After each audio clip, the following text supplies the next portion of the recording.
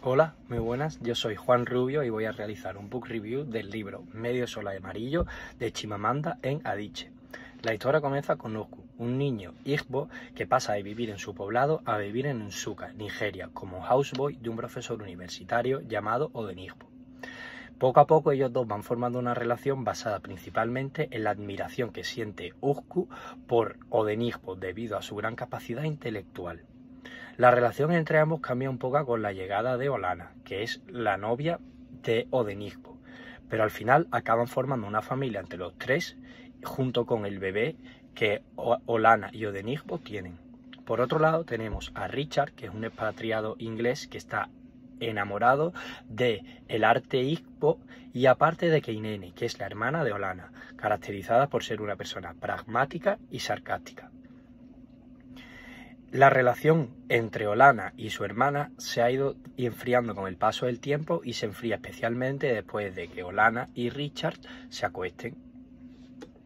La narrativa se desarrolla durante la Guerra Civil Nigeriana, que comienza en 1967, y en lo que principalmente se enfoca es en la parte sudeste del país, que se declara independiente declarando la República de Biafra. El conflicto desencadena atrocidades, masacres y hambruna masiva, y Olana queda muy trastornada tras la muerte de su familia y al ver una cabeza decapitada en un tren. Usku también es testigo de todos estos eventos y también se va transformando. Pasa a ser reclutado como soldado, experimenta los horrores de la guerra y poco a poco estos actos de violencia le van llenando de culpa, porque él se había transformado en un intelectual gracias a todo el tiempo que había pasado con Odenigbo. Por lo que el libro explora la devastación de la guerra, las divisiones culturales y étnicas, una lucha por la identidad no solo personal, sino que también colectiva. Y estos personajes muestran las complejidades del amor, la traición, la resistencia en tiempos de crisis y, sobre todo, muestra que, aunque Biafra fue una nación soñada para ser esperanza para todos los personajes que viviesen en el sudeste nigeriano, acabó siendo destruida y dejando cicatrices muy profundas a quienes sobrevivieron la guerra. A continuación trataré de establecer una relación entre algunos de los temas que se explican en clase y los temas tratados en el libro. Me gustaría empezar por el postcolonialismo europeo. La obra conecta profundamente con el postcolonialismo europeo y muestra las consecuencias de este en Nigeria. Nigeria acaba siendo un país estructurado por los británicos, y esto hace que se reflejen las tensiones étnicas y políticas derivadas de la imposición de fronteras y sistemas ajenios. Me gustaría hacer referencia al artículo The Scramble of Africa de 1999, en el que literalmente dice: So, in 1884, the powers met in Berlin to share Africa out. In some areas, ignorant of people and geography, they made frontiers simply by drawing straight lines in the map. Por lo tanto, aquí vemos cómo Europa dibujó África como a ella le parecía, sin tener en cuenta para nada qué tipo de personas con sus distintas religiones, con sus distintas identidades nacionales, estaba uniendo en un solo país. Es decir, ellos se inventaron un país sin tener en cuenta a la gente que ya vivía en ese territorio. Este dominio británico favoreció a grupos como los Hausa, que estaban en el norte, mientras que grupos como el sur, que estaban en el sur, especialmente los Igbo, estaban más influenciados por una educación occidental y por el cristianismo. Por lo tanto, esta dicotomía entre ambos hace que se aumenten todavía más las desigualdades en el conflicto. La República de Biafra representa un intento de romper ese legado colonial. ¿Cómo? A través de la búsqueda de un país que sea independiente a una Nigeria moldeada por intereses externos. ¿Cuáles son los intereses externos que el resto de los países ven en Nigeria para moldearlo? El petróleo. Es decir, ellos moldearon Nigeria a su gusto para poder acceder a los recursos petrolíferos del país. Esta obra denuncia cómo Europa, mientras que explota los recursos africanos, desestabiliza políticamente adrede sus excolonias. lo que hace que se queden generaciones atrapadas entre las promesas de modernidad y los traumas de desintegración cultural y social. Ahora me gustaría hablar de la religión y cómo esta religión fue introducida y manipulada durante el colonialismo europeo al propio beneficio de los europeos y en detrimento del beneficio de los africanos. Los británicos promovieron el cristianismo en el sur con los Igbo, mientras la parte del norte, la de los Hausa, dejaron intacto el Islam en esta zona porque les parecía más fácil de controlar ya que tenían cierta jerarquía. En el contexto de la guerra, la religión se convierte en un arma. ¿Por qué? Podemos ver como en la obra los perpetradores de masacres, como los musulmanes radicales que asesinan a la familia Dolana, justifican la muerte de sus padres como la voluntad de Alá.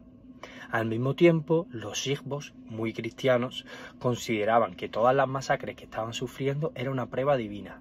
Pero no solo esto, sino que su religión les hacía perpetrar ciclos de sacrificio y fatalismo al continuar con la lucha.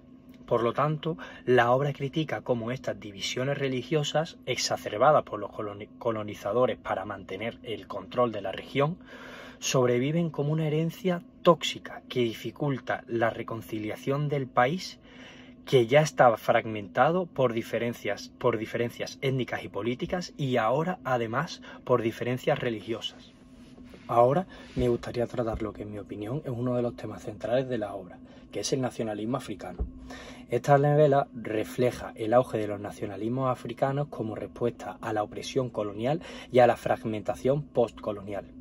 En Nigeria, el nacionalismo Igbo surge como un deseo de autodeterminación frente a un Estado nacional impuesto por una potencia externa cuyo único objetivo era el de perpetuar en el poder a ciertas élites y el de mantener su influencia en el país para poder seguir sustrayendo sus recursos económicos. Sin embargo, el nacionalismo de Biafra, que inicialmente surge como algo unificador, acaba no ser por tanto así, porque aunque el líder de los biafranos, Ojukwu, idealiza la causa, dentro de su ejército podemos ver muchas muestras de corrupción o incluso muestra cómo estos nacionalismos muchas veces replican las dinámicas de exclusión que ellos con su movimiento trataban de superar. La obra también destaca el papel ambiguo que relaciona el nacionalismo con el neocolonialismo, porque la creación de nuevos estados debe hacer frente a lo que se ha heredado del neocolonialismo, enfrentándose a distintos desafíos económicos y políticos derivados de la dependencia internacional y de estos límites previamente mencionados heredados por el colonialismo. Ahora me gustaría tratar otro de los que para mí es un tema central en la obra, y es la corrupción sistemática que vemos. La corrupción en la novela aparece como un legado directo del colonialismo y es uno de los factores claves para la desintegración de Nigeria. Durante el periodo postcolonial, las élites que habían sido formadas bajo los mandos británicos adoptaron prácticas de enriquecimiento personal, abandonando los ideales de unidad, de progreso y de bienestar general. Podemos ver en la obra cómo los políticos nigerianos son criticados por su avaricia, su incompetencia y por querer perpetuar divisiones étnicas que van únicamente en su beneficio. Pero la obra subraya que esta corrupción no es algo inherente a los africanos, sino que es la consecuencia de sistemas políticos y económicos impuestos desde Europa para fomentar la división social y para priorizar los intereses externos sobre los intereses locales. Me gustaría traer la obra de Thompson, Colonial Heritage, porque cuenta que hay dos tipos de líderes que se han creado en África tras el colonialismo europeo. Lo primero son los líderes tradicionales, cooptados para administrar impuestos y la mano de obra, mediante un gobierno indirecto. Y por otro lado tenemos la protoélite, educada en escuelas misioneras y empleada en la burocracia colonial y en profesiones liberales. Aquí vemos cómo Europa educa a los futuros líderes africanos para que la visión que ellos tienen de la realidad y de cómo debería de ser la política tanto nacional como internacional vaya en concordancia con los intereses que ellos tienen con respecto a África. Es decir, están educando a la próxima generación de líderes para que estos líderes piensen que la mejor solución es optar por estas potencias externas. Además, vemos como estos líderes han heredado muchas de las malas costumbres de las élites externas, como puede ser la corrupción o como puede ser la marginación, porque vemos como en muchos casos estas élites africanas optaban por marginar a aquellas personas que ellos no consideraban desiguales, aumentando todavía más las desigualdades y las tensiones sociales. Me gustaría abrir un breve espacio para hablar del libro que realmente al final de la obra sabemos que Ugwu es el escritor. El libro es The World Was Silent When We Died, y este libro muestra la necesidad de dar voz a los silenciados por la guerra de Biafra. Ugwu, que es un niño que se inicia como criado y termina acabando siendo un soldado raptado y obligado a luchar, hace un esfuerzo por preservar la memoria colectiva. A través de su escritura relata el hambre, las divisiones étnicas, la resistencia biafreña, mostrando cómo los civiles fueron las principales víctimas en este conflicto. El título hace una referencia clara y directa a la indiferencia internacional que sufre este conflicto. Podemos ver como actores internacionales como Rusia o como Reino Unido sí que son perfectamente conscientes de este conflicto, pero deciden apoyar a Nigeria para poder seguir explotando sus recursos naturales, como hemos mencionado previamente, especialmente el petróleo. Su libro es un acto de resistencia cultural y de la resiliencia humana. Por último, me gustaría hacer una pequeña opinión personal sobre el libro.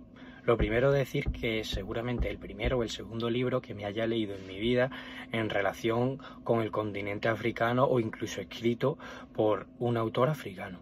Pero me ha gustado mucho, creo que es un libro que muestra muy bien lo que pasó allí y que es una gran oportunidad para introducirse en la literatura africana, que muchas veces somos tan desconocedores de ella, y al ser alumnos de Relaciones Internacionales me parece que es algo que no podemos olvidar. Así que nada, esto ha sido todo el book review, espero que os haya gustado y nos vemos en el próximo vídeo. Adiós.